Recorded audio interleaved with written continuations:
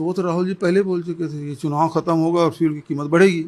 बढ़ा, सोने की कीमत बढ़ा दिया, फ्यूल की कीमत बढ़ा दिया, गैस सिलेंडर बचा है तो केवल 3 रुपये तक रुक जाएगा कि और बढ़ेगा?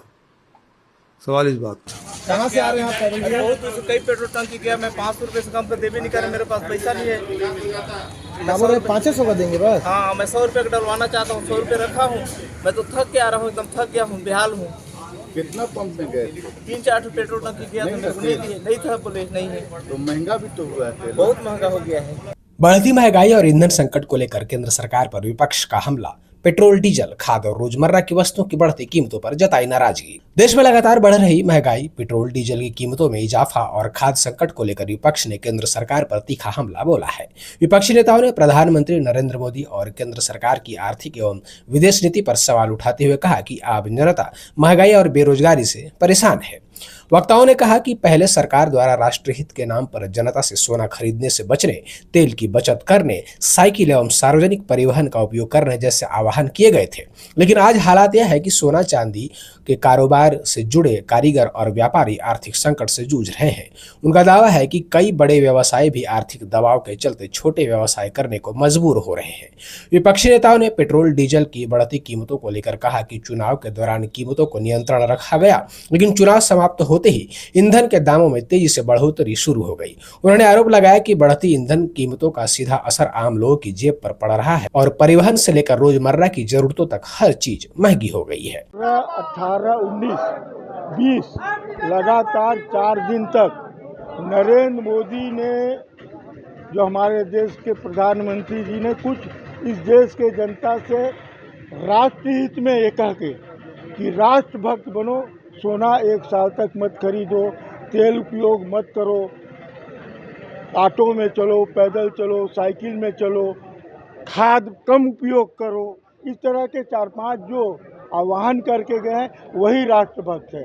सोना चांदी के जो करोड़ों कारीगर हैं, ये तो बेचारे बाहर से ही मंगा के, जहाँ लेकिन वर्कशॉप है जहाँ ये बनाते हैं चांदी का, सोने का, आज करोड़ों कारीगर रोड में आ गए। तो सोने के व्यवसाय करने वाले को झाल मुड़ी बेचने के स्तर पर नरेंद्र मोदी ने लाके खड़ा कर दिया। तो आज पेट्रोल पंप में जो आम जनता को इजी लेवल पर जो मिलता था, आज और उस समय में क्या अंतर है?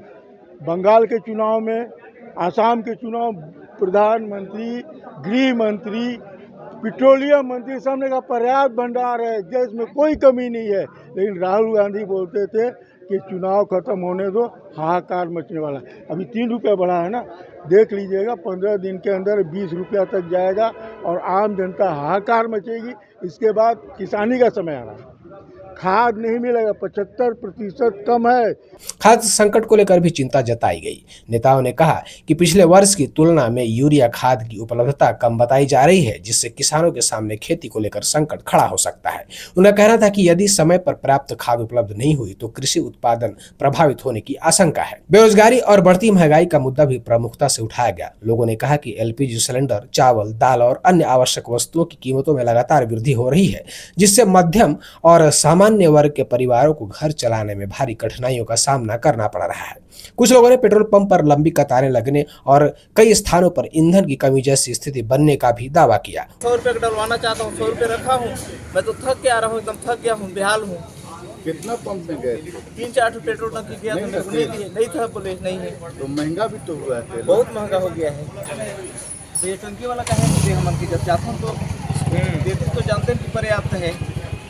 उनका कहना था कि लगातार बढ़ती महंगाई और आवश्यक वस्तुओं के दामों ने आज जनता की परेशानी बढ़ा दी है। बहुत समस्या हो रही है। इकट्ठा 3 रुपया जो बढ़ा दिया है ना, उससे काफ़ी दिक्कत हो रहा है। जो है आदमी का जेब पर जो है मतलब भारी पड़ रहा है। मतलब 50 पैसा 1 रुपया बढ़ता तो कोई बात नहीं था। पिछले बार जो है 1 रुपया बढ़ा था, अभी जो है सीधा 3 रुपया बढ़ गया है।